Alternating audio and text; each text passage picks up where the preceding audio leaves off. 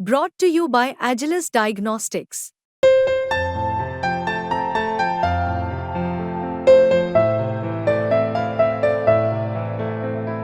Agilus Diagnostics.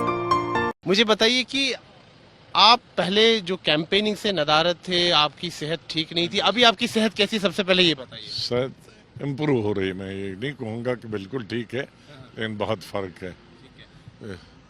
इसलिए मैंने अनंतनाग कुछ मीटिंगें की, तो यहाँ कल मेरे प्रोग्राम है। तो आज़ाद साहब, मुझे एक चीज़ बताइए कि जब शुरुआत में आपने नई पार्टी बनाई, तब आप बड़े दमखम के साथ मैदान में आए थे और ऐसा लग रहा था कि आप जम्मू कश्मीर में एक ऑल्टरनेटिव के रूप में उभर पाएंगे, लेकिन फिर आपकी पार्टी सभी सीटों पर चुनाव नहीं लड़ रही, क्या कहेंगे उसमें? एक तो तबीयत मेरी ख़राब हो गई, अब उसमें तो अल्लाह के हाथ में है, उसमें कुछ कर नहीं सकती। दूसरे सीनियर लीडरों को जो मेरे संभालना चाहे था, वही खुद उधर उधर ढूंढने लगे, और मैं शुक्रिया अदा करता हूँ कि मेरे तमाम यंग लड़के जो 20-22 खड़े, उनको मुबारकबाद देता हूँ। ना उनकी मैं कंपेनिंग कर पाया और ना कोई मैं उनको रिसोर्सेज दे पाया, अपने ही जोड़ नहीं पाया रिसोर्सेज, बीमार होकर कैसे जोड़ पाते। तो उन्होंने बगैर किसी पैसे के और बगैर किसी कैंपेन के वो मैदान में खड़े हैं और लड़ रहे हैं, उनको मैं मुबारकबाद। आज़ाद साहब, आप तो कुछ गिनी चुनी सीटों पर ही चुनाव लड़ रहे हैं, कोई 20-22 सीटों पर लड़ रहे हैं। क्या उम्मीदें हैं, क्या आप जब अल्लाह के हाथ में होगा। इस समय कश्मीर घाटी में अगर हम देखें, जो चुनावी जंग चल रही है, उस पे मुद्दे नहीं है, मुद्दे अब ये बन चुके हैं कि कौन बीजेपी के साथ ज्यादा नजदीक है।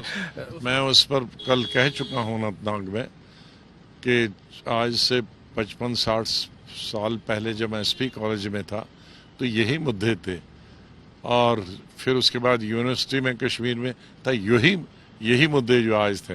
तो 60 साल में कश्मीर में जो 60 साल पहले मुद्दे थे, वही 30 साल पहले थे, वही 20 साल पहले थे, वही आज है, और 60 साल बाद भी यही होंगे।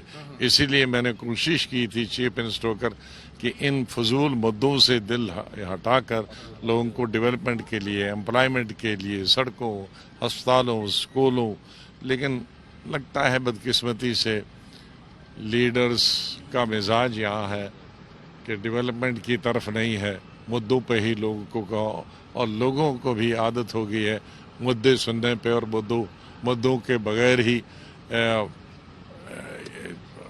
वोट देने की। आज़ाद साहब, जो इंजीनियर रशीद को अंतरिम बेल मिली है, उसको लेकर उमर अब्दुल्ला हो या महबूबा मुफ्ती हो, वो दोनों एक संदेह जता रहे हैं, कह रहे हैं कि जानबूझकर उनको इस समय बेल दी जा रही है, शक पैदा करता है बीजेपी की। अब कुछ पार्टियों की आदत बनी है कि पूरा स्टेट ही बीजेपी है, और उन 2-3 लोगों को छोड़कर कल अब जो बीजेपी की मीटिंग में आएंगे, उनको वो चाहे कश्मीरी हो, चाहे मुल्ला हो, चाहे मुस्लिम हो, हिंदू हो, उसको कहेंगे ये बीजेपी है। तो कुछ लीडरों का ऐसा ही है कि कोई नहीं आना चाहिए, इलेक्शन लड़ना चाहे तो 1-2 पार्टी ही रहनी चाहिए इलेक्शन लड़ने। एनसी कह रही है कि पीडीपी बीजेपी के पहले क्लोज थी, उन्होंने बीजेपी को जम्मू कश्मीर में लाया। पीडीपी कह रही है कि एनसी ने का भी गठबंधन था बीजेपी के साथ एक समय पर। तो इंजीनियर रशीद कह रहे हैं कि ये ज्यादा बीजेपी के समीप है, और मतलब ये जुबानी जंग इस पर वो लोगों को फैसला करना है। मैं तो हर मीटिंग में यही कहता हूँ कि भाई लीडर्स तो आपको उलझाते रहेंगे, 75 साल से उलझाते रहेंगे और 100 साल उलझाते रहेंगे। तो आपको जो ज़रूरत है इस वक्त, सबसे ज़्यादा ज़रूरत है लोगों को एम्प्लॉयमेंट की।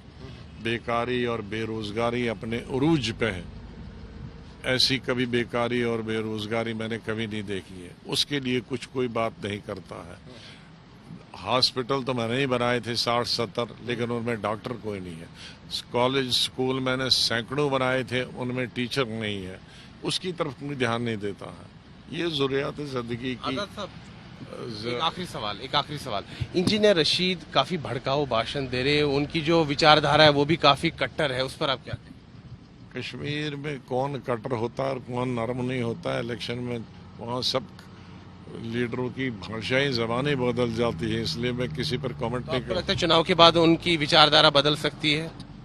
कश्मीर में कब विचारधारा क्या होती है लीडरों की और कब नहीं होती है, इस पर गौर करना होगा और आपको भी सोचना होगा। आपका भविष्य में आपकी राजनीति को आप कैसे देखते हैं? अब ये पहले ये महाभारत जो है, जम्मू कश्मीर का 10 साल के बाद जो ख़त्म होता है इसमें नतीजा क्या निकलता है उसके बाद देखेंगे। किसका पलड़ा आपको भारी लग रहा है इस समय?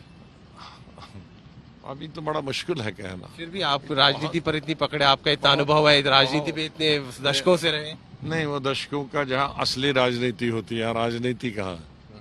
हाँ, तो आपका अनुभव क्या बताता है, पलड़ा किसका भारी है? यहाँ राजनीति भी है, धर्म भी है, एक्सप्लॉइटेशन भी है, जो दुनिया भर की चीजें हैं वो जम्मू कश्मीर में। तो पलड़ा किसका भारी लग रहा है?